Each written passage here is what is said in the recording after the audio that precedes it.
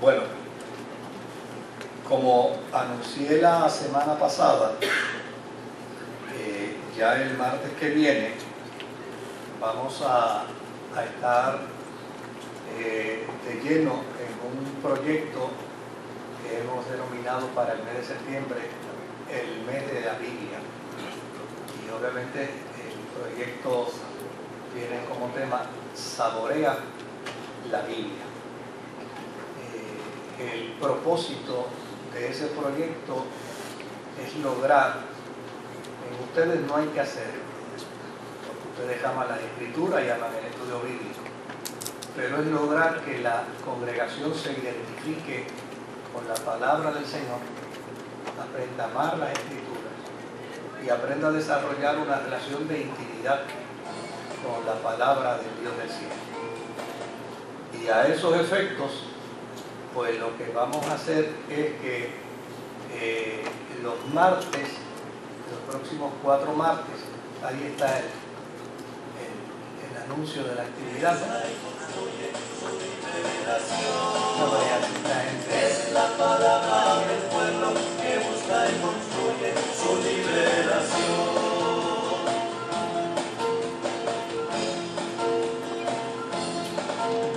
La Biblia es candil que ilumina en medio de la oscuridad. Es la palabra que guía a toda la comunidad. La Biblia es palabra de verdad. La Biblia es palabra de Dios. Es la palabra. Pues el propósito, el proyecto está encaminado para que los próximos 4 martes tengamos una diversidad de temas con respecto a las escrituras. El primer tema que vamos a cubrir, Rebeca me corrige si voy bien,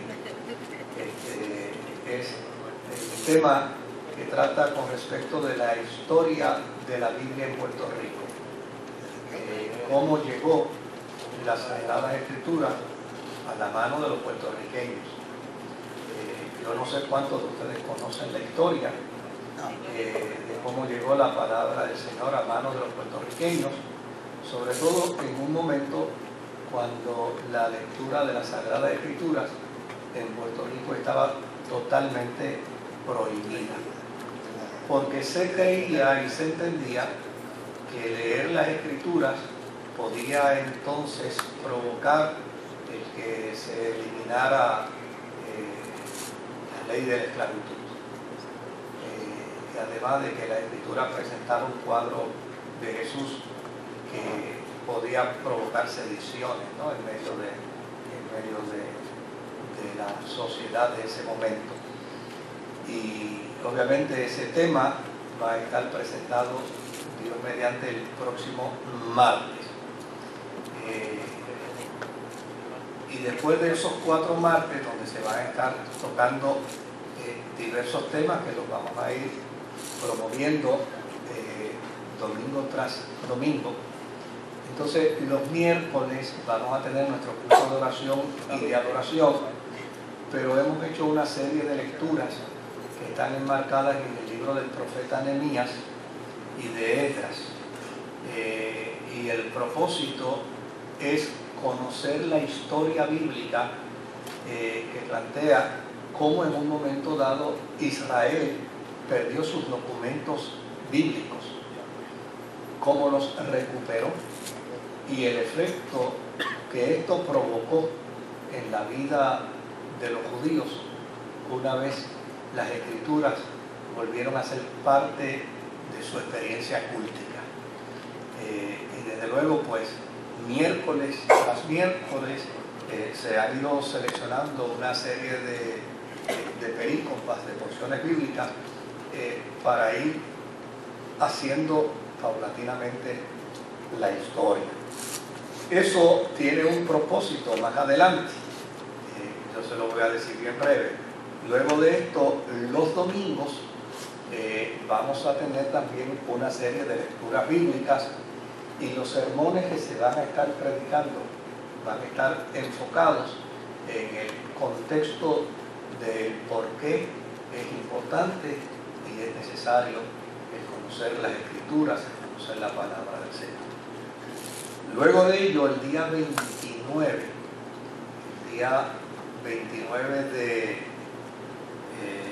de septiembre, que es un viernes,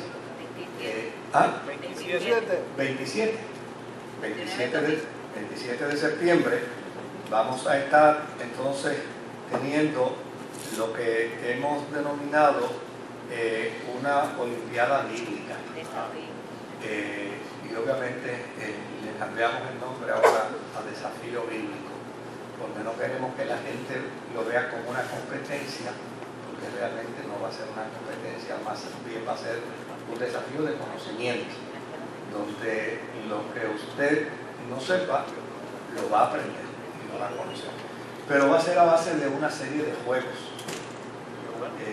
Va a ser una serie de juegos que vamos a tener ese día aquí en el templo, y desde luego es a base de preguntas, a base de respuestas, a base de una serie de recursos que se van a utilizar, donde vamos a desarrollar ese conocimiento de las historias bíblicas, de hechos bíblicos, de perícopas y de pasajes de las Sagradas Escrituras. Confiamos en el Señor que esta experiencia de todo el mes pueda provocar en muchos creyentes amar las Escrituras y hacer de la palabra del Señor un libro de lectura diaria. A veces nos topamos con creyentes que sin Alzheimer se les olvida hasta dónde pusieron la Biblia la última vez. Quisiéramos trabajar con eso. Amén, querido. Así que como resultado de ello, básicamente hoy vamos a cerrar nuestro tema de Apocalipsis. Luego en el mes de agosto, entonces vamos a estar trabajando con un tema nuevo. De octubre, qué bueno que ustedes están más despiertos que yo. No, yo no lo hice a propósito. Ya no voy a mentir. Y se va a decir por Dios. Yo no lo hice a propósito.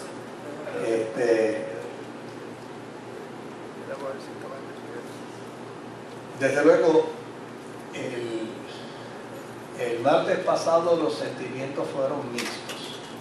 Algunos me dijeron que me volví de nuevo un temático y no consideré a los que estaban medio perdidos.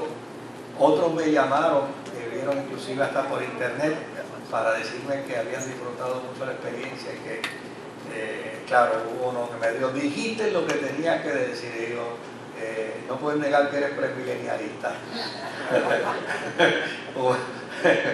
Un preterista no hubiera dicho que yo dije lo que tenía que decir. Bueno, pero eso es parte del proceso. Desde luego, con toda honestidad, con toda franqueza,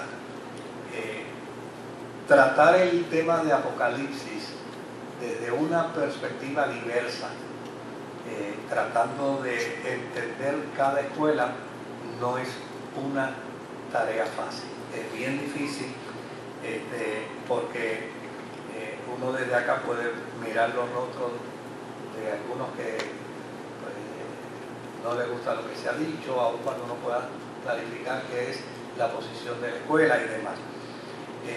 Yo creo que hoy nos queda mirar un poquito algunas cosas del dispensacionalismo, ¿no?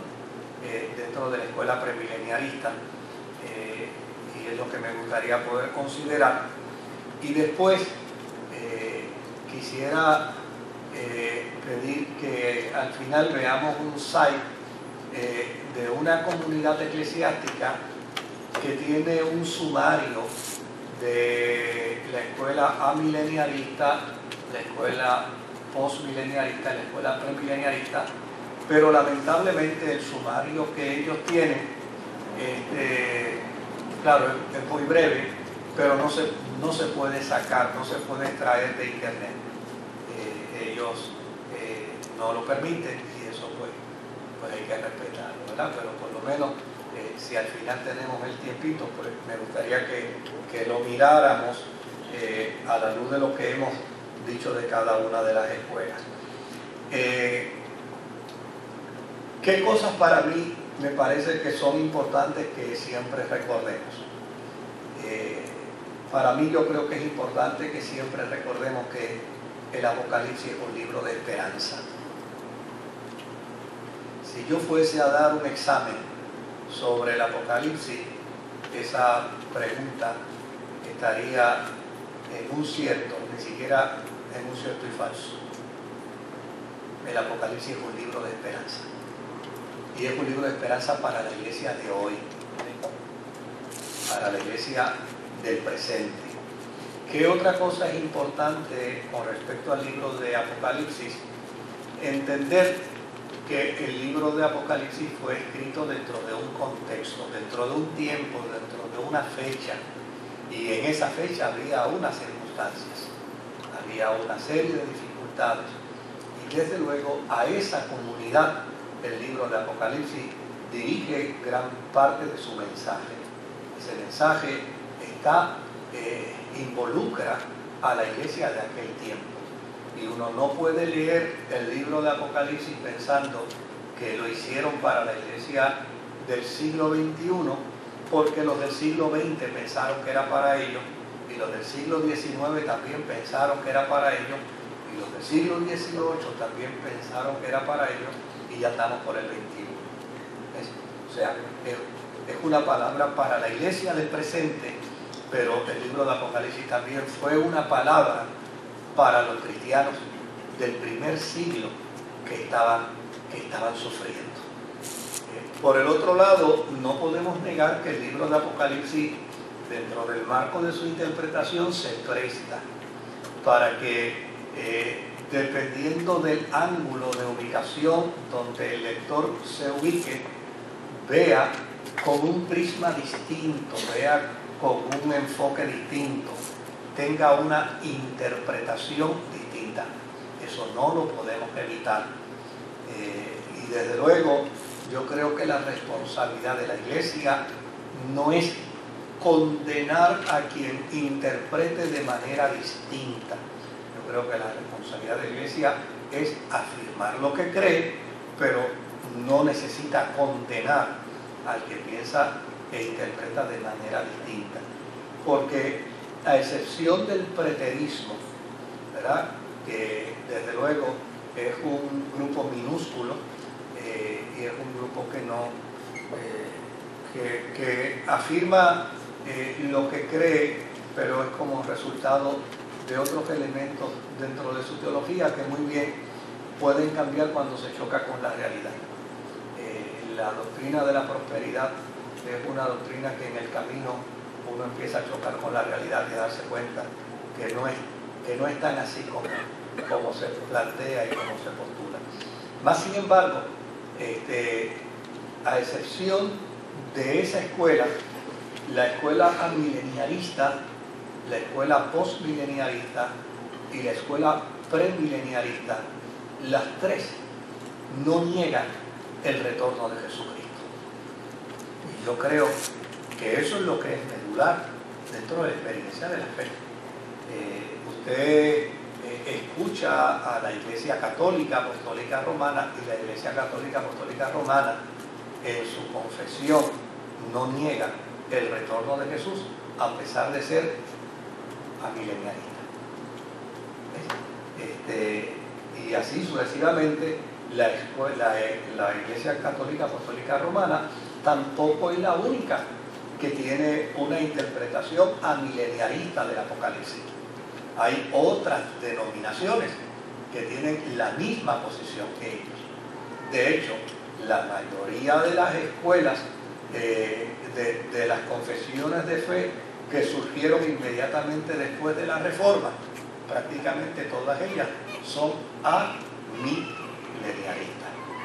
Y eso pues nos pone a nosotros en un cuadro mucho más centralizado, porque yo puedo tener serias diferencias con la Iglesia Católica, yo las puedo tener, pero tengo que entender que la Iglesia Católica en su amilenialismo no niega el retorno de Jesús, no lo niega, simplemente lo que ella hace es que lo interpreta con una óptica distinta, pero junto con ellos está también, digamos, la Iglesia luterana, que es amilenialista, está la Iglesia episcopal, que es amilenialista, y así sucesivamente encontramos algunas de las iglesias reformadas históricas que también son de tendencia amilenialista. Por lo tanto, el amilenialismo es parte de una escuela, no es necesariamente parte de una denominación, es parte de una escuela, y desde luego pues ellos interpretan como resultado del ángulo en el que se han ubicado para interpretar. El ángulo es obviamente la interpretación literal, la interpretación que se puede hacer de manera simbólica de la escritura, de manera alegórica, etcétera, etcétera. Por el otro lado está también la escuela premilenialista, que es la escuela prácticamente a la que muchos cristianos se adhieren. Y desde luego esa escuela premilenialista tiene otras subescuelas debajo de ella que hacen interpretaciones distintas sobre el Apocalipsis. Desde luego, lo más feo que se puede escuchar de un intérprete del Apocalipsis es que piense que el que no crea como él no se ve en el rapto, o se queda en la gran tribulación, o el diablo se lo lleva a las pailas del infierno. A fin de cuentas, no se trata de eso. Yo creo que todas las escuelas tienen una posición muy clara con respecto al retorno del Señor Jesús. Así es que cuando uno mira el cristianismo en el macro, pues ¿dónde está el macro del cristianismo? Pues el macro del cristianismo está dentro del mundo evangélico, dentro del mundo católico y dentro de algunas otras denominaciones que no son consideradas desde el punto de vista evangélico ni católico, pero aún la misma iglesia adventista del séptimo día, obviamente lo que los identifica por ser adventistas es porque creen en el advenimiento. Si no creyeran en el advenimiento, pues no serían adventistas. Entonces, claro, tenemos a nuestros amigos los testigos de Jehová que tienen una interpretación distinta. Tenemos a nuestros amigos los mitas que tienen una interpretación bien preterista y tenemos ahora obviamente a estos nuevos movimientos obviamente se enmarcan más dentro del preterismo porque plantean y afirman que ya el Señor vino. Ahora, poder decir a ciencia cierta cuál de las escuelas tiene la razón, pues yo creo que la verdadera razón de la fe cristiana es que el que ha de venir vendrá. Y en eso pues me parece que entonces las tres pudieran tener parte de esa verdad y parte de esa razón. Ahora, la escuela más joven y tal vez la que más adeptos ha ganado dentro del premilenialismo es el dispensacionalismo. Y la razón de ello es porque esta es una escuela de 100 y algo de años. Yo no recuerdo bien la fecha exacta, pero yo pudiera decirles que no tiene más de 120 años, 130 años. Y esta es una escuela que llana y sencillamente como resultado de la experiencia pentecostal, de la experiencia carismática, de la experiencia de los dones, pues fue un fuego que se encendió y nunca más ha vuelto a apagarse. Y desde luego, dentro de ese fuego, no solamente están las experiencias de los carismas, sino la forma y manera como ellos interpretan el Apocalipsis.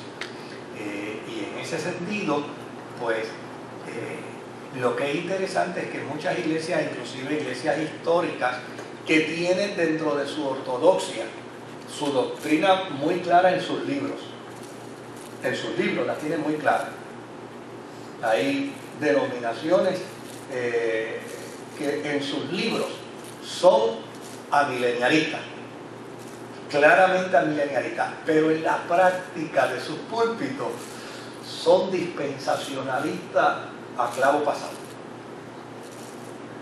Y esos son fenómenos. Yo no sé si ustedes me están entendiendo, ¿no? Pero esos son fenómenos que se dan. Usted puede encontrarse con un ministro histórico que desde el punto de vista de lo que su denominación enseña es totalmente amilenialista. Pero cuando usted lo escucha predicando, uno dice, ven acá, este parece que borró todo lo que su denominación dice sobre este particular, porque cuando hablan del retorno de Jesús, dice Jesucristo viene ya y hay que estar preparado para su encuentro, y si usted no está preparado, usted se queda.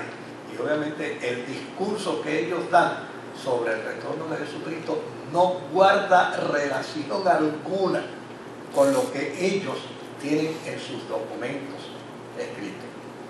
Y eso, pues obviamente, surge gracias a la forma y manera como el movimiento dispensacionalista explica el fenómeno del retorno del Señor. Ellos lo explican dentro de un sentido que uno le pudiera denominar un sentido lógico. Es el sentido de las dispensaciones, ¿verdad? Entonces ellos comienzan diciendo, de una época a una época estaba la dispensación de la inocencia. De una época a otra época estaba la dispensación de la conciencia. Y ustedes me ayudan, ustedes saben más de eso que yo. Yo no lo tengo escrito. De una época a otra época está la dispensación del gobierno humano. ¿Sí? Así es la cosa, ¿no? Ustedes me dicen, ¿verdad? Y de otra época a otra época está la dispensación de ¿qué? De la ley. Y así sucesivamente pasan hasta que finalmente dicen, y ahora estamos en la dispensación de la gracia. Y en esa dispensación ellos dicen, Dios está tratando única y exclusivamente ¿con quién? Con la iglesia. Y desde luego, cuando uno mira ese marco de interpretación, uno tiene que decir, es verdad. Uno no lo puede negar, es verdad. Porque en estos días pasados alguien se me acercó y me dijo, chico, ven acá que hay unas personas que son mesiánicos y quisieran venir un día. Y yo le dije, ¿a qué quieren venir ellos? No, ellos, tú sabes, quieren venir hablando del mesianismo. Yo digo, pero es que todos los que me hablan mesiánico, que me hablan del mesianismo, lo que quieren es que yo me haga mesiánico. Y yo creo que si alguien es mesiánico, debe entender que fue llamado por el Señor a ese ministerio para ganar judíos para Cristo, no a ser puertorriqueños judíos. Porque yo no tengo ninguna intención de cambiar mi idiosincrasia. Así que a mí me parece que estamos hablando de dos cosas que a mí no me hacen ningún sentido. Yo creo que en este tiempo nadie se salva por ser judío. Nadie. Si alguien quiere ser salvo hoy, tiene que ser salvo a través de ¿quién? De Jesucristo. O sea, y eso a mí, que me digan retrógrado, pero yo no negocio eso de él. Yo no, ese planteamiento de que todos los caminos conducen a la salvación, yo no me lo trago. Para ser salvo hay un solo camino y se llama Jesucristo. El que quiera ser salvo tiene que entrar a través de Jesús. Entonces, en ese sentido, a mí me parece que cuando uno mira el concepto dispensacionalista, ellos dicen, en este tiempo con quien Dios está tratando es con la iglesia. En este tiempo con quien el Espíritu Santo está tratando es con la iglesia. Y desde luego llegan al punto de decir que la iglesia hoy constituye el Israel de Dios. Es decir, todo lo que tiene que ver con Israel en este momento está en la experiencia de la vida de la iglesia. Pero desde luego, cuando ellos entonces van a el tiempo patriarcal, ¿verdad? Que se nos quedó, ese es el tercero, el tiempo patriarcal, entonces ellos dicen que las promesas que Dios le hizo a Abraham serán ¿qué? Serán cumplidas. Y desde luego, como el premileniarismo afirma y cree que literalmente esas promesas tienen que ser cumplidas, entonces el dispensacionalismo donde se ubica es bajo la sombrilla de ¿qué? Bajo la sombrilla premileniarista. Y esa sombrilla premileniarista es la que le permite al dispensacionalismo decir unas cosas que tal vez todo el premileniarismo no dice. Por eso se convierte en una subescuela dentro del premileniarismo.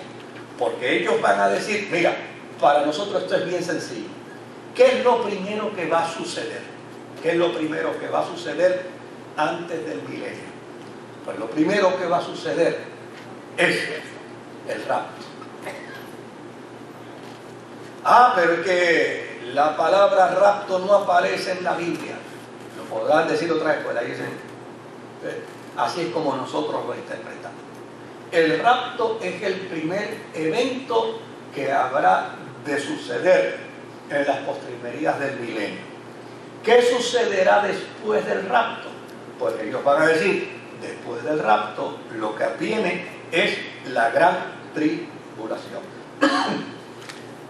¿Qué va a suceder después de la gran tribulación? Entonces ellos dicen, lo que va a suceder después de la gran tribulación es la segunda venida de Cristo. Y en esa segunda venida de Cristo desciende la iglesia juntamente con el Señor. Los muertos en Cristo y los que han sido transformados simultáneamente descenderán con el Señor.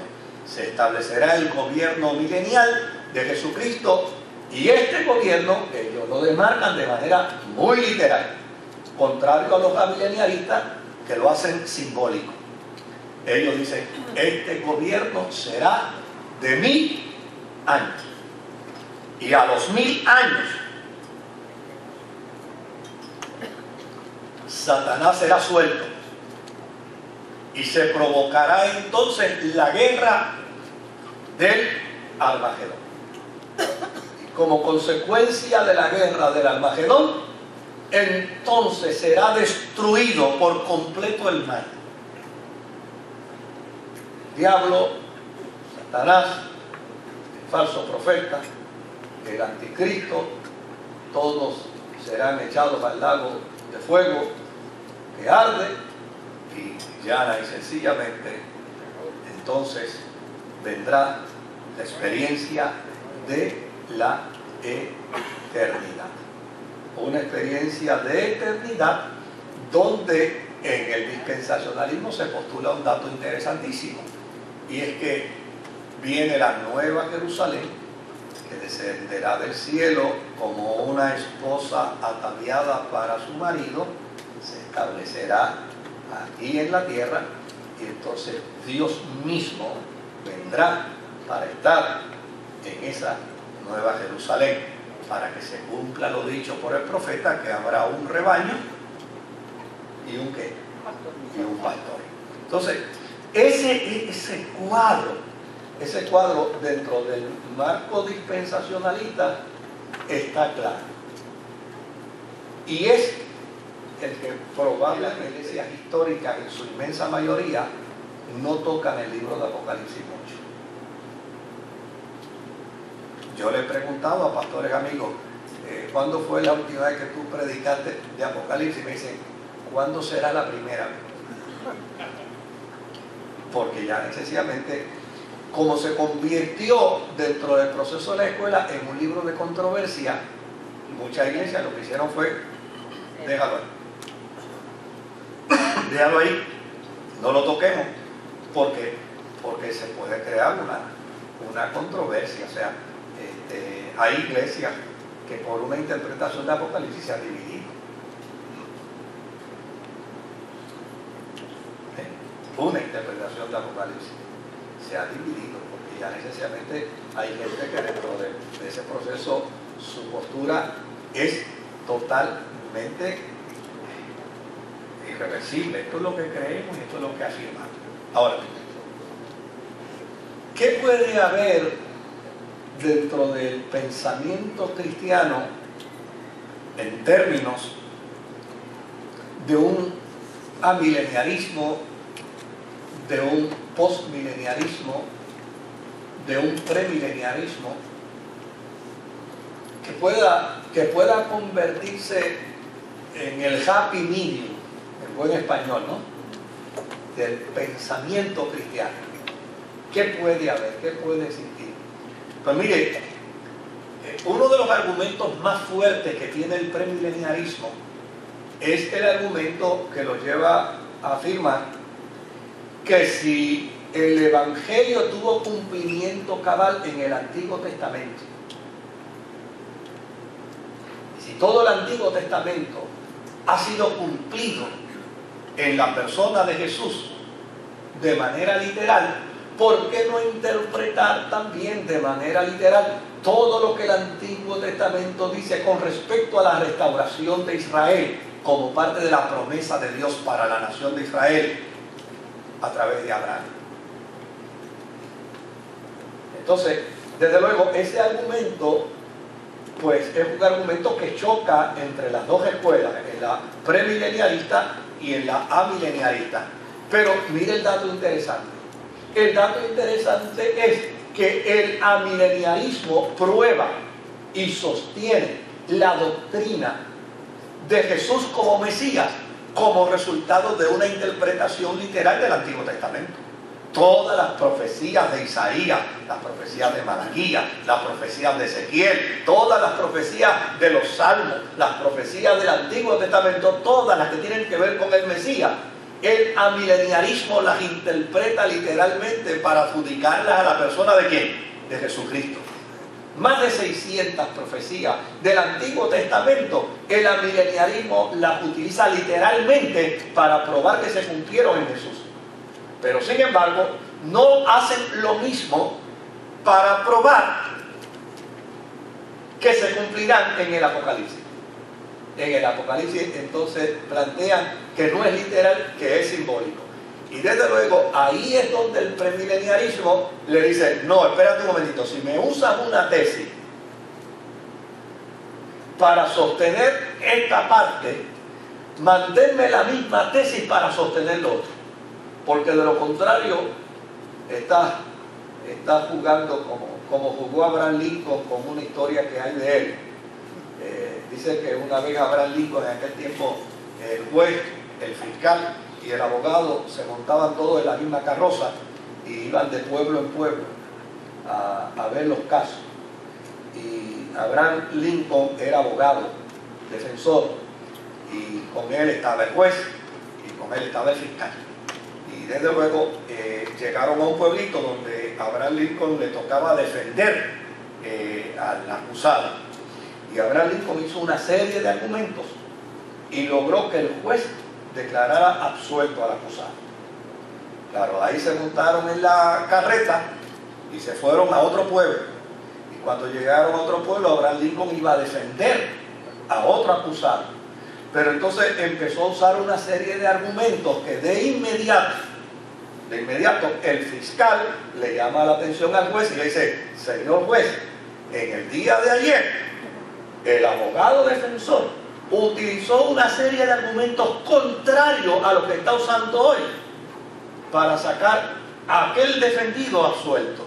Y ahora resulta que con unos argumentos contrarios quiere sacar absuelto a este. Y entonces Abraham Lincoln le responde y le dice, señor juez, el fiscal tiene razón, lo que pasa es que ayer yo estaba equivocado.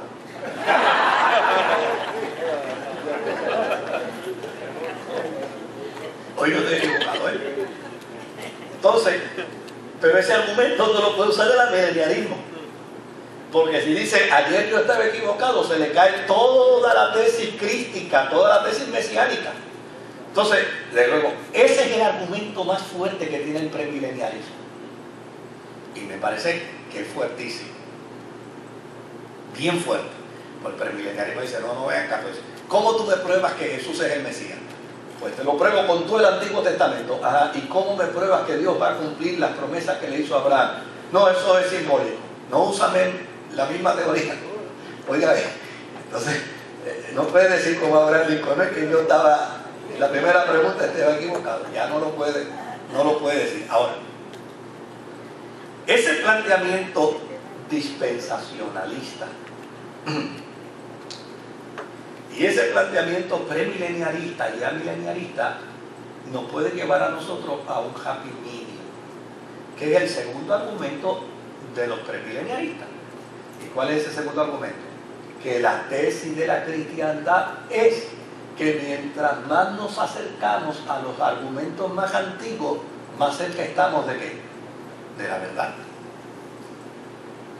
Porque si a mí un nieto me cuenta una historia, un bisnieto me cuenta una historia de su bisabuelo, pues tal vez me está contando la historia, pero si el abuelo me la cuenta, es probablemente que la del abuelo sea más creíble porque estaba más cerca, ¿verdad? Y si el bisabuelo me la cuenta, entonces es mucho más creíble porque estaba presente. Entonces, pues esa tesis de la cristiandad, que mientras más cerca se está de la historia, es el elemento de la fuerza de la onda, ¿no? Te tira una piedra y obviamente la fuerza expansiva pues demuestra cuán fuerte fue el mensaje y cuán cerca estaba esa onda de la piedra, ¿no? El que provocó la fuerza expansiva. Pues esa tesis básicamente va a probar que dentro del mundo premilenialista ellos dicen, mira, la iglesia primitiva de lo que hablaba era del inminente retorno de Jesucristo. Entonces, el inminente retorno de Jesucristo es precisamente lo que predicaba G.K. Ávila,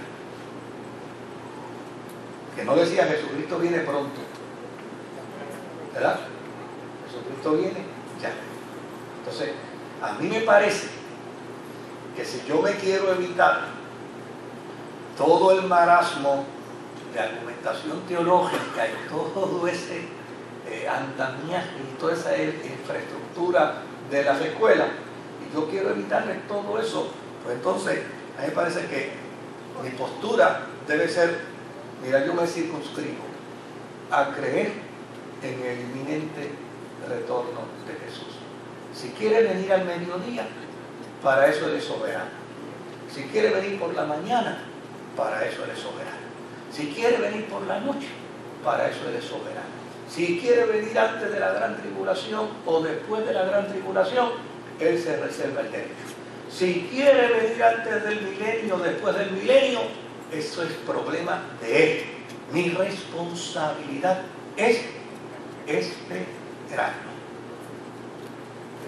Entonces, a mí me parece que en una postura que afirma el inminente retorno de Jesucristo, desde luego, pues no podemos evitar toda esa fricción de las distintas escuelas, pues que a fin de cuentas cada escuela va a seguir argumentando lo que cree y lo que entiende, pero ellos no niegan que el Señor viene. Y yo creo que lo que es fundamental en la experiencia de la fe es afirmar que el que ha de venir vendrá. Eso es lo fundamental. Ahora, para ello yo quisiera ofrecer una serie de pasajes bíblicos, y ahorita vamos al site, si ellos podemos entrar. Si vamos un momentito a Juan 14, verso 2 y verso 3.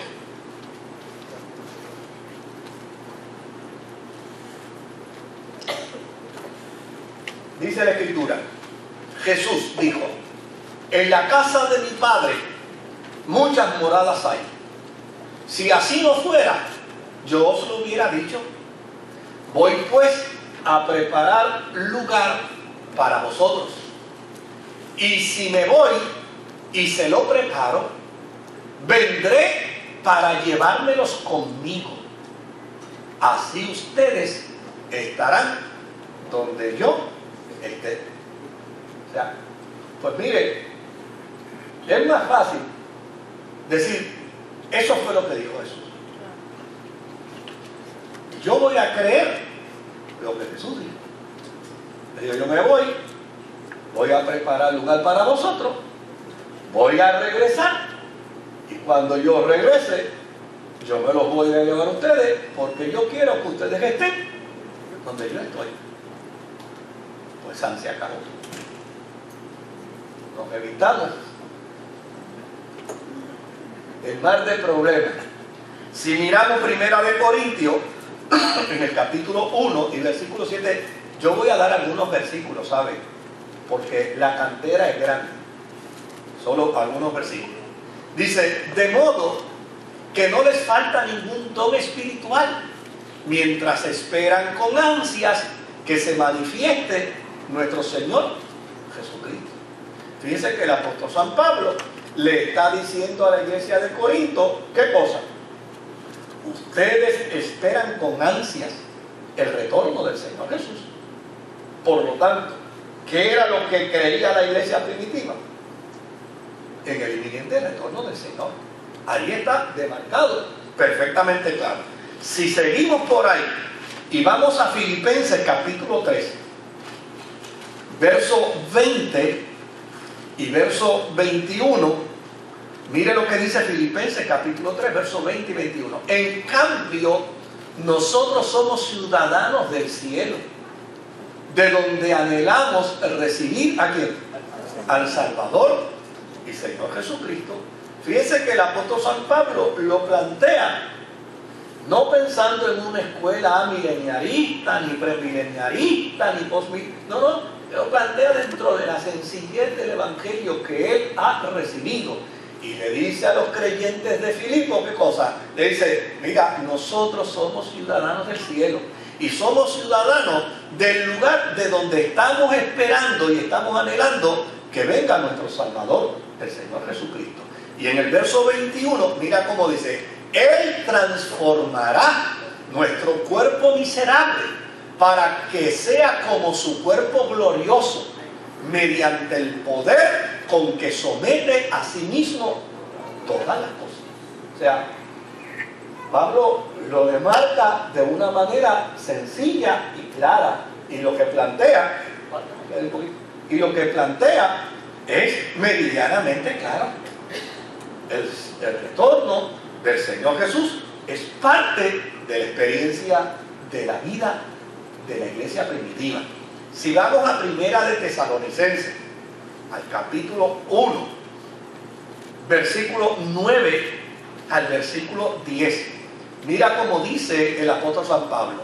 Ellos mismos cuentan de lo bien que ustedes nos recibieron y de cómo se convirtieron a Dios dejando los ídolos para servir al Dios vivo y verdadero y esperar del cielo ¿qué? A Jesús, su Hijo, a quien resucitó, que nos libre del castigo venidero. Fíjense que esto es sencillo, es la teología sencilla de la iglesia primitiva. ¿Qué cree la iglesia primitiva? Que hay que esperar al Señor Jesús que venga del cielo. Pues eso es todo lo que hay que hacer. Yo no tengo que caerle encima a los que piensan distinto a mí desde el punto de vista de si viene al mediodía o si viene por la tarde o si viene por la noche, porque a fin de cuentas va a venir. Ahora, fíjense lo que dice el capítulo 4 de ese mismo libro, verso 16 al verso 17. El 4, 16 y 17 de Primera de Tesalonicenses. Mire cómo dice: el Señor mismo descenderá del cielo con voz de mando, con voz de arcángel y con trompeta de Dios, y los muertos en Cristo resucitarán primero. Y verso 17: luego los que estemos vivos, los que hayamos quedado, seremos arrebatados junto con ellos en las nubes para encontrarnos con el Señor en el aire, y así estaremos con el Señor para siempre. O sea, pues mire, quítese la preocupación del día y la hora. Simplemente crea en el evento, en lo que va a acontecer, en lo que va a suceder. Si miramos a Pablo en esa misma carta de Tesalonicenses, en el capítulo 5, versos 5 al 9, y les digo, estos son algunos versos, ¿sabe? La cantidad es mucho más amplia. Dice: todos ustedes son hijos de la luz y del día, no somos de la noche ni de la oscuridad. Verso 6: no debemos pues dormirnos como los demás, sino mantenernos alertas y en nuestro sano juicio. Verso 7: los que duermen, de noche duermen, y los que se emborrachan, de noche se emborrachan, salvo raras excepciones, ¿no? Nosotros que somos del día, por el contrario, estemos siempre en nuestro sano juicio, protegidos por la coraza de la fe y del amor, y por el casco de la esperanza de salvación. Versículo 9: pues Dios no nos destinó a sufrir el castigo, sino a recibir la salvación por medio de nuestro Señor Jesucristo. O sea, si vamos a una carta, Tito, capítulo 2, verso 13, Tito 2:13,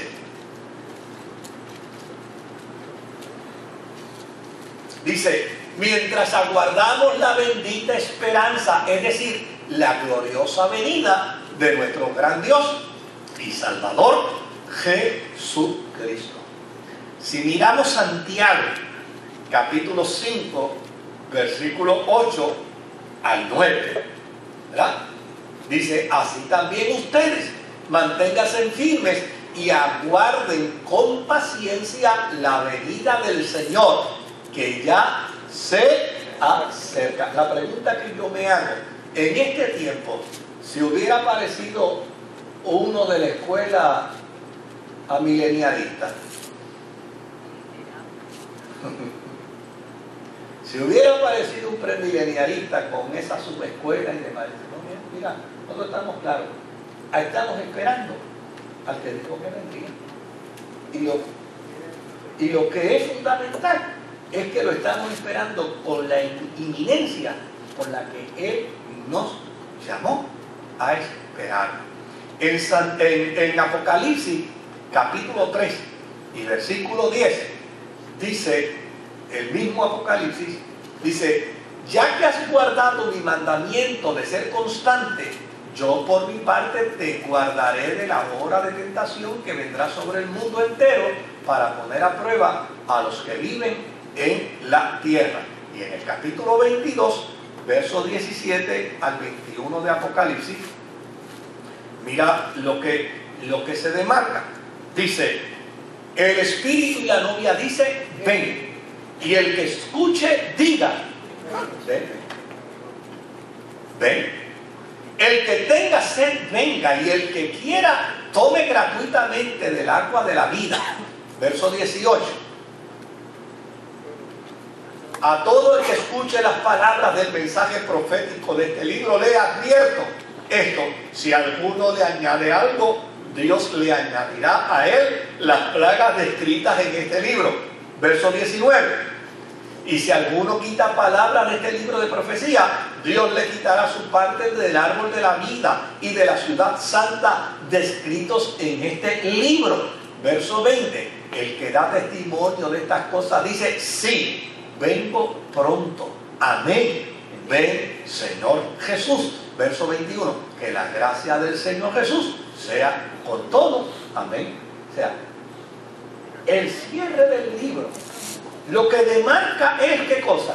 es el inminente retorno de Jesús, el anhelo de que la iglesia desee que el Señor venga, la oración al Espíritu para que juntamente con la iglesia espere el retorno del Señor, y finalmente dice, por lo demás, vivamos en la gracia del Señor, no en la espera que desespera, no en la agonía que provocan algunos con respecto al mensaje apocalíptico. Óigame, yo no lo hice esta vez, pero yo en ocasiones lo he hecho. Claro, aquí no lo hago porque ya estaría leído, pero cuando yo he dado curso de Apocalipsis en otros lugares, la primera pregunta que yo hago es a la gente, ven acá, cuando te hablan de Apocalipsis, ¿qué es lo primero que te viene a la mente? Y las respuestas son increíbles. A mí me da un miedo terrible. A mí me hablan de Apocalipsis y de lo que veo son de dragones botando fuego y de animales y de cosas. Pero entonces, óigame, si yo estoy esperando la experiencia más bendita de mi fe, yo estoy esperando a mi Señor, ¿por qué voy a partir de una experiencia ansiogénica de terror, de miedo, de furor, de juicio, de desgracia? Eso es como irme al aeropuerto a esperar que el ser amado venga y pensando que el avión se va a caer.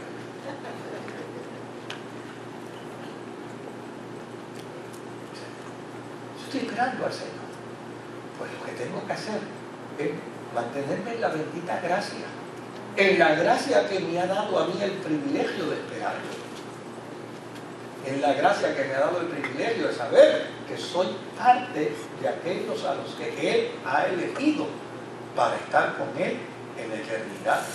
Por lo demás, ¿qué dice la Escritura? Consolaos los unos a los otros con estas palabras, el Señor viene. Y ese era el mensaje de la iglesia primitiva, el Maranatá. Ese era el saludo. Ellos no estaban hablando de las escuelas, ni estaban hablando de las interpretaciones, ni estaban pendientes a Israel, ni estaban pendientes al periódico El Nuevo Día, ni al vocero. No, ellos llama y sencillamente estaban esperanzados en aquel que dijo que vendría. Y como dijo Él es fiel y es verdadero. Y Él no es hombre para mentir, ni hijo de hombre para arrepentirse. Lo que hay que hacer es esperar. Ahora, fíjense lo interesante de esto. ¿Qué pensaron los hombres antes que se crearan las tres escuelas? La milenialista, la premilenialista y la postmilenialista. Mire, un hombre como Clemente de Alejandría, mira lo que dice: vosotros veis cómo en poco tiempo el fruto de los árboles llega a su madurez. En verdad, pronto y repentinamente se cumplirá su voluntad, como testifican también las Escrituras diciendo: muy pronto Él vendrá y no tardará, y luego vendrá a su templo el Señor, el Santo, a quien vosotros buscáis. Eso lo escribió Clemente de Alejandría, antes que las escuelas existieran. ¿Qué dice el Didache? Que es un documento que se escribió en el primer siglo, antes que las escuelas se escribieran. Esta de aquí. Mira lo que dice el Didache: velad por la causa de vuestra vida, por causa de vuestra vida. No dejéis que vuestras lámparas se apaguen, ni dejen de estar ceñidos vuestros lomos, sino estad preparados, porque no sabéis la hora en que ha de venir nuestro Señor. El Didache. ¿Qué planteó Demetrio en el siglo III, antes que vinieran estas escuelas? Dice: sería algo incompatible y contradictorio de por sí para nosotros, que oramos para que el reino de Dios venga pronto, esperar larga vida aquí abajo. Fíjate cómo lo dice.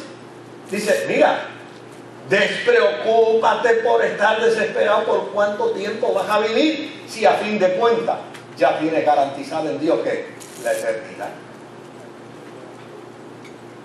De hecho, en un viaje que yo hice, algunos hermanos andaban conmigo y obviamente algunos se preocupan porque cuando yo no encuentro nada que comer, pues no como nada. Si no encuentro algo saludable para comer, pues no como nada. Y uno de los que andaba conmigo me dijo, sigue así que antes de un año te vas a morir. Muchacho, tú te preocupas por mí por un año cuando ya yo estoy inmerso en la eternidad. Si la esperanza de la fe bendita en el Señor es que si vivimos, para Él vivimos, y si morimos, para Él morimos, y sea que vivamos, o sea que muramos, somos del Señor. Así es que, ¿quiénes más creían en el inminente retorno de Jesucristo? Mire, en el inminente retorno de Jesucristo hay documentos históricos que dicen que Andrés, el apóstol, afirmaba el retorno inminente del Señor. Pedro, cuando predicó relacionado al inminente retorno del Señor. Felipe, Tomás, Santiago, Juan, Mateo, Aristrón, Juan el presbítero, todos estos, Papia en su libro de historia menciona y dice que todos ellos afirmaban firmemente que Jesucristo vendría de manera inminente. Por lo tanto, yo creo que la postura más hermosa de la iglesia, claro, esto no niega, querido, el que las escuelas pues se hacen para buscar adeptos. Y yo feliz de la vida me siento a escuchar una escuela. Y feliz de la vida me leo un libro de cualquier escuela. Pues vamos a ver qué dice. Feliz, no tengo ningún problema con eso. Pero con toda moderación. Lo que me sostiene a mí en la bendita esperanza del retorno de Jesús no es lo que postulan las escuelas, es lo que Él dijo. Es lo que Él dijo. Ni siquiera dependo del Apocalipsis para creer que Él viene. Porque si el Apocalipsis no existiera, todavía yo siguiera creyendo que Él viene, porque Él fue el que dijo que venía. Entonces, en ese sentido, amados, los cristianos debemos mantenernos en la esperanza bendita de su retorno.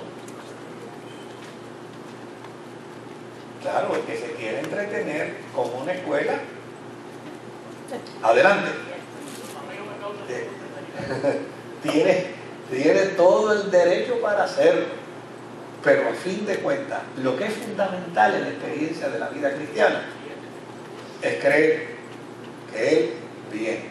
Había un cántico pentecostal que decía: ya las noches calladas lo dicen, las estrellas lo anuncian también, que muy pronto descenderá a la tierra el bendito y glorioso Emmanuel. Ya los cantos por montes y collados nos anuncian que viene otra vez, y de ahí en adelante empezaba el coro: Cristo viene, qué alegría yo siento en el alma. Eso es lo que es fundamental, eso es lo que es medular en la experiencia de la fe cristiana con respecto al retorno de Jesucristo. Hace 2 domingos atrás yo predicaba y decía que el mensaje del Evangelio de Jesucristo tiene que ser predicado por testimonio. Decía, imagínese un apasionado por una escuela de esta hablándole de Jesucristo a alguien para ganárselo para el Señor, contándole que si primero viene una cosa, que después viene la otra, que después viene la otra, después viene la otra y después la otra, y no le crea a los que dicen que esto viene primero, que esto otro viene después, y después le diga: ¿quieres conocer a Jesús como Salvador? Claro.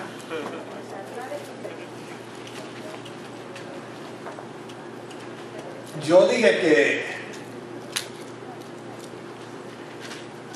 eso era un corito. Le decía: Cristo viene, Cristo viene. Hágame el favor, el que está allá jugando con los coritos. Junior, hazme el favor. Vea un site que lo podemos conseguir. Listado del milenio, Iglesia Sol de Justicia. Vamos a ver si lo podemos encontrar así.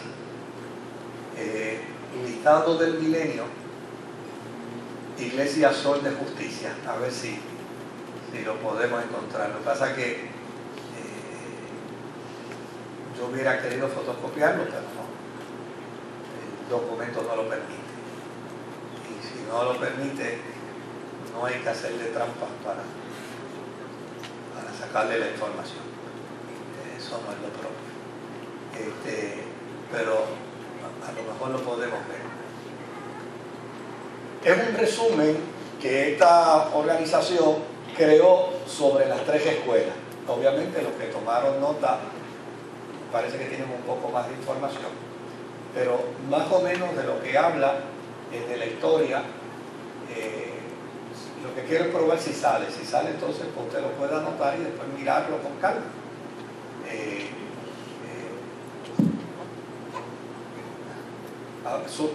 Sube Google ahí. ¿Subió? Ok.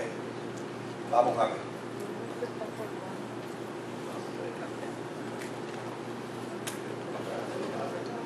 No se preocupe que ese hombre está yendo a Estados Unidos, a una iglesia en Estados Unidos para que le dé la información.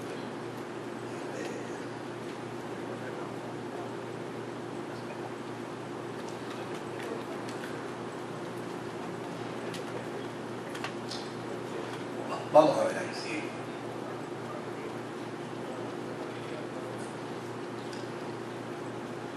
Bueno, lo que aparece, algún comentario, alguna pregunta, algo que quisieran añadir. Adelante, levántate la mano. Ahí está el micrófono, aunque tú tienes una buena modulación de voz. Para los que están por internet. Sí, buenas noches, ¿me escuchan? Ok. Ajá. En la prédica también de la semana pasada había una pregunta que me vino a la mente. En la Biblia habla de la parte de que el trono de Dios está fundamentado en la justicia, paz y gozo. Ajá. Obviamente la parte de justicia pues tiene que ver con vivir una vida justa, que sea agradable a Dios en términos de todo nuestro andar. Y eso es una vivencia que aquí en este tiempo que estamos en este plano. Al mismo tiempo hablando del Apocalipsis, que tiene que ver obviamente la percepción de que el juicio, de que el tiempo de las naciones, etcétera, etcétera. Habla del juicio sobre los que estén vivos, el juicio sobre los que hayan muerto. Ciertamente en la prédica que uno tiene todos los días, pero obviamente todas las cosas que uno fundamenta quizás haciendo la guerra espiritual que todos vivimos en el tiempo que estamos viviendo, es el juicio cuando no las naciones, no los países, sino el juicio de cuando todos los días alguien muere, que es lo que pasa con él. Y quizás la pregunta viene siendo ¿de qué forma podríamos hacer una distinción quizás un poco más específica en términos de qué es lo que es el juicio cuando una persona muere versus el juicio cuando sea el juicio sobre el Apocalipsis? Porque me parece que el aspecto de que todo el mundo en un momento dado cuando muere y tiene que enfrentarse a que va a ser un juicio o va para el cielo o va para el infierno es algo que debe estar claro en el tiempo presente. Ya en Apocalipsis quizás es un suceso futuro que va a estar pasando y eso pues en su momento Dios lo hará. Quizás lo que me gustaría es, en términos de la Biblia, cómo hacer una distinción más específica a la gente: juicio individual, juicio sobre las naciones. Bueno, una de las cosas que genera el estudio de la Escritura es el fenómeno de la interpretación. Y aún dentro de eso hay distintas interpretaciones. Hay algunas personas que creen en el sueño del alma. Que creen que cuando una persona se muere, el alma se va a un sueño y ahí va a esperar el momento en que sea despertado. Y se interpreta literalmente, unos para vergüenza y otros para salvación eterna. Y desde luego, quien interpreta eso de esa forma, esa es la respuesta que va a dar. Hay otros cristianos que interpretan el que cuando una persona muere, si muere en Cristo, si muere en el Señor, va a la presencia de Dios, llámese a un lugar de descanso, llámese al paraíso, como lo querramos llamar, pero va a la presencia del Señor, va a una experiencia donde no se desvincula de la realidad existencial, sino más bien trasciende a una dimensión espiritual donde está en la presencia del Señor. Y eso pues es la escuela que obviamente abunda más sobre ese particular.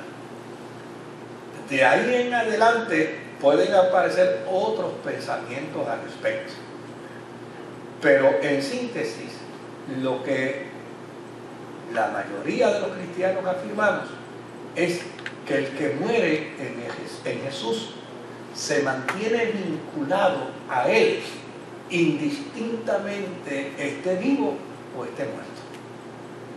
Indistintamente. Quien muere sin Cristo, se le fue el tren. Se le acabó la oportunidad. Porque el tiempo de salvación y el tiempo de aceptación de Jesucristo como Rey, como Señor y Salvador, es aquí en el peregrinaje. A la hora de yo predicarlo, eso es lo que voy a predicar. A la hora de hablar lo que piensan uno, lo que piensan otro, voy a decir lo que piensan los dos. Pero obviamente yo personalmente no creo en el sueño del alma. Yo creo que cuando el cristiano viene a la experiencia de la fe en Jesús, no viene jamás a condenación, ha pasado de muerte a vida. De lo contrario, Pablo perdió su tiempo diciendo: si vivo, para Dios vivo; si muero, para Dios muero; sea que viva o que muera, soy del Señor. Yo prefiero afirmar que el cristiano o la cristiana que muere está en la presencia del Señor, aunque yo no sepa qué lugar es ese. Yo no sé qué lugar es, pero yo prefiero afirmar que está en la presencia del Señor. Juan por aquí, a quien damos la bienvenida. Juan es un hermano de esta iglesia de muchos años, pero lo llevamos a un viaje misionero a Santo Domingo y se nos quedó por allá. Antes de llevar. La esposa se lo llevó para... Yo fui en el 95. En el 95. Estoy de misionero. Gloria a Dios. Con los gastos pagos. Amén. Yo una vez que estuve estudiando en IPA, la cuestión misionera, y me lo confirmó. Gloria a Dios. Gloria a Dios. En relación con lo que dice el hermano sobre la cuestión esa de que estamos conscientes, no estamos conscientes. Por ejemplo, los testigos de Jehová dicen que la gente vuelve a la nada. Pero la cita que dice Jesucristo, que tanto los beneficios como la condenación, la gente va a estar consciente. Y de hecho, en Apocalipsis, los que están debajo del trono de Dios, que claman a Dios, están despiertos. Están conscientes. Y en la de Lázaro y el pobre, el que está en el infierno está consciente. ¿Y cómo es el otro? En el seno de Abraham. En el seno de Abraham está consciente, o sea que eso no es meramente, hay cristianos que lo que hacen, hermano, hay tres formas de uno adulterar la palabra. Una es quitar, eso es como hacen los testigos de Jehová. Una es añadirle, como hace la Iglesia Católica, que dice la tradición. Divina costumbre, Tradición. La divina tradición. Yo estoy hablando de Santa Tradición, el invento y explico todo el proceso. Desde Pedro Papa hasta el final, se me quedó en el aire, pero por lo menos para decirme. Y la otra es que nosotros los evangélicos tenemos la mala costumbre de torcer la escritura. Viramos la Biblia así, la viramos para abajo Por ejemplo, en el caso de la iglesia, donde, por eso hermanos que tienen mucho cuidado cuando uno estudia la Biblia. Yo me he gastado más de $4,000 en comentarios bíblicos. Apocalipsis lo estoy estudiando versículo por versículo. Poco a poco, a ver si me llega y le llega a uno, o sea, la información. Porque a veces Juan, en el Apocalipsis, él vio cosas del futuro. Y cómo uno va a interpretar cosas del futuro con la mentalidad de ¿cómo la va a interpretar? Por eso Exactamente. hay que trabajarlo dentro del contexto. Exactamente, sí, así mismo. Hay muchas cosas. Mira, habla famoso esa cosa que echa fuego por la boca. Y es un tanque de guerra. La invasión que va a haber de los chinos hacia acá. Los chinos ya se están preparando. Hay cosas actualmente, hermano. Yo diría, yo preparé unos escritos que yo le entregué uno al hermano Moisés, y algo que cuando yo llevé a mi madre a República Dominicana, yo le hice una promesa: si tú me permites llevar a mi mamá allá, tranquilo, yo te voy a hacer. Entonces empezó a decir, lo primero que hizo fue maestro, y me dio las 4 señales de la venida del Señor. Son las 4 organizaciones de anticristo que ya están. Y yo lo demuestro por versos bíblicos y por cuestiones históricas. Y además hay dos profecías de la Iglesia Católica, de San Malaquías, pero no Malaquías sino Malaquías del siglo XII, de las 122 profecías que hizo sobre cada uno de los papas, se ha ido cumpliendo una por una. Se supone que este sea el último papa, y este es el papa, se supone que es de la tribulación. Las profecías de Fátima, mira, se han cumplido. Y ustedes saben quién es Fátima, ¿verdad? ¿Me pueden decir ustedes quién es la Virgen de Fátima? ¿Ah? ¿Saben quién es la Virgen de Fátima? ¿No saben quién? No, dilo. El mismo diablo, el mismo demonio. Y ha dado. Ustedes saben que han dio como tres profecías. Dio más. Y todas se han cumplido. ¿Cómo es posible que el demonio cumple las profecías? Pues fácil. Yo le puedo decir a una persona: mira, yo veo que cuando tú sales de la iglesia va a haber un carro amarillo y te va a disparar los tiros. ¿Qué pasó? Dice: como usted está loco, pero viene el carro y le disparó los tiros. ¿Pero por qué? Porque yo le pagué a un tipo carro amarillo para que diera disparado los tiros. O sea que el demonio hace que salgan las profecías porque él hace que se cumplan. La profecía de la subida del comunismo salió, la Segunda Guerra Mundial salió, y la profecía que el último papa lo va a matar. Cada una de estas están unidas, todas. Indicar que el levantamiento de la iglesia va a ser pronto.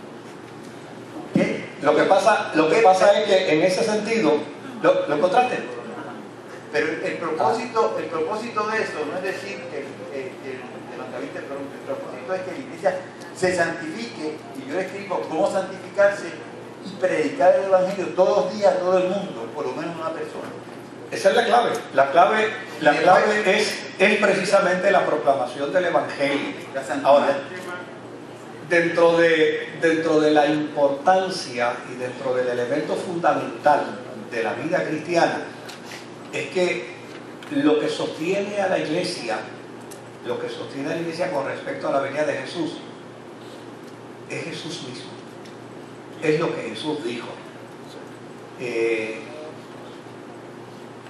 Porque a fin de cuentas, el fiel y el verdadero es Jesús.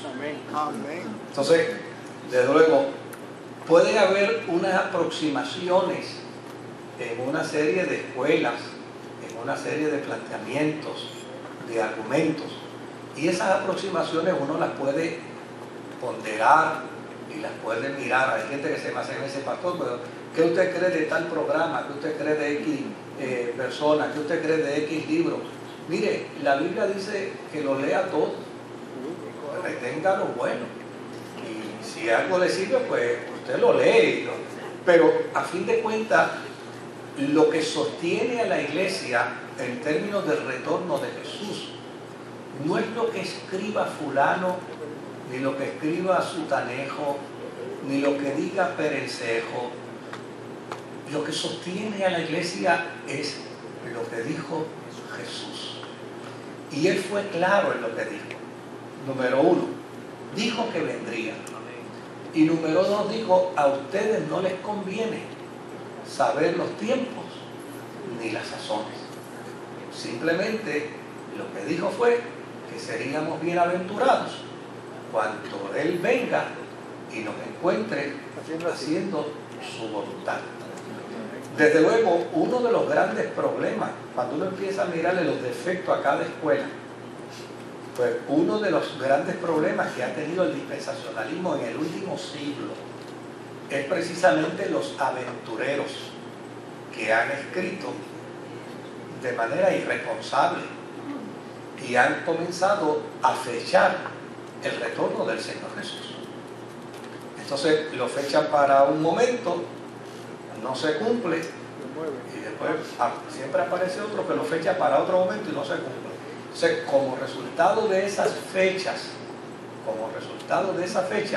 entonces es que nos topamos con un sinnúmero de personas que después, para hablarle de la experiencia del retorno de Jesús, dicen, bendito, pero si ustedes dicen que viene tal día y viene tal fecha y no se ha cumplido. Mire, en el tiempo de Hitler hubo un predicador norteamericano que lo único que le faltó fue timing, porque él escribió un libro, mandó a hacer una edición de 100,000 diciendo que Hitler era el anticristo. El único problema fue que, como estaba la Segunda Guerra Mundial, había problemas con el papel, la imprenta no le pudo terminar el libro a tiempo para la fecha que se había acordado, y cuando se lo terminó, justo unos días antes habían liquidado a Hitler y se había acabado la Segunda Guerra.